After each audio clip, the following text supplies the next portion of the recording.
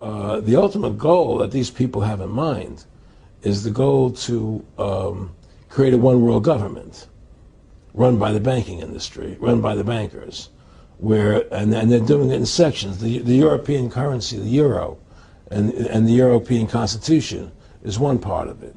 Now they're trying to do it in America with the North American Union, right? And they want to create a new currency called the Amero, right? And the whole agenda is to create a one world government where everybody has an RFID chip implanted in them.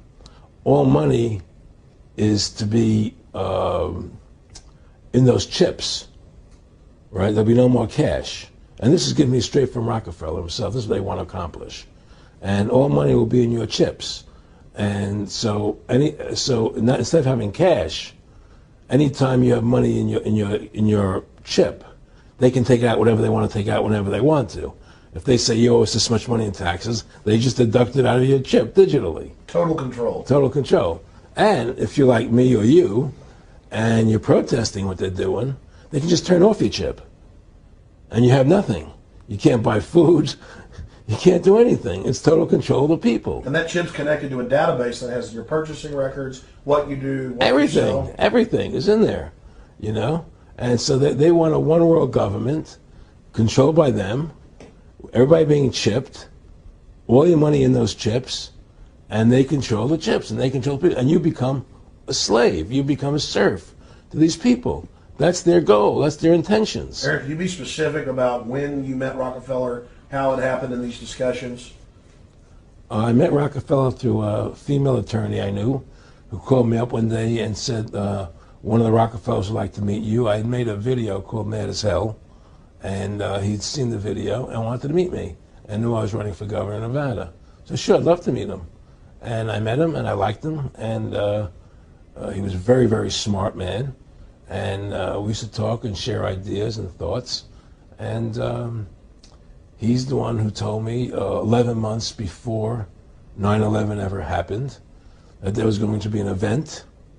Never told me what the event was going to be, but there was going to be an event. And out of that event, we were going to invade Afghanistan to run pipelines from the Caspian Sea.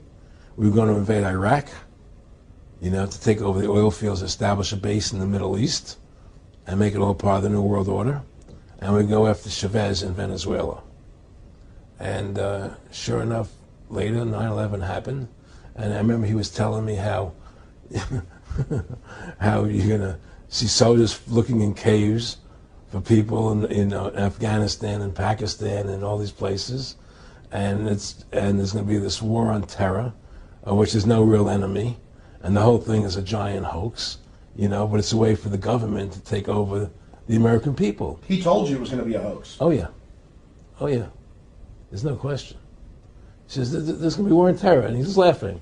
There's no... Who are we fighting? I mean, why do you think 9/11 happened and then nothing's happened since then?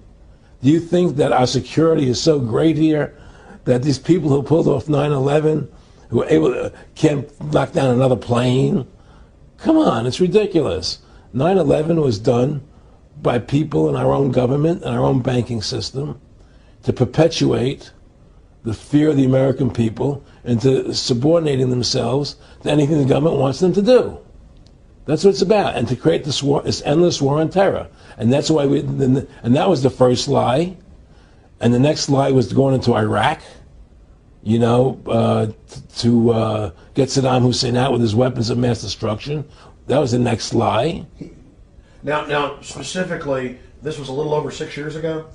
This was 11 months before 9/11. Yeah. And Nick Rockefeller, who's a lawyer, he's become your friend over the previous years, and he's saying to you that there's going to be this big event, and then out of that we're going to have a war on terror, and it's just going to go on and on. Right.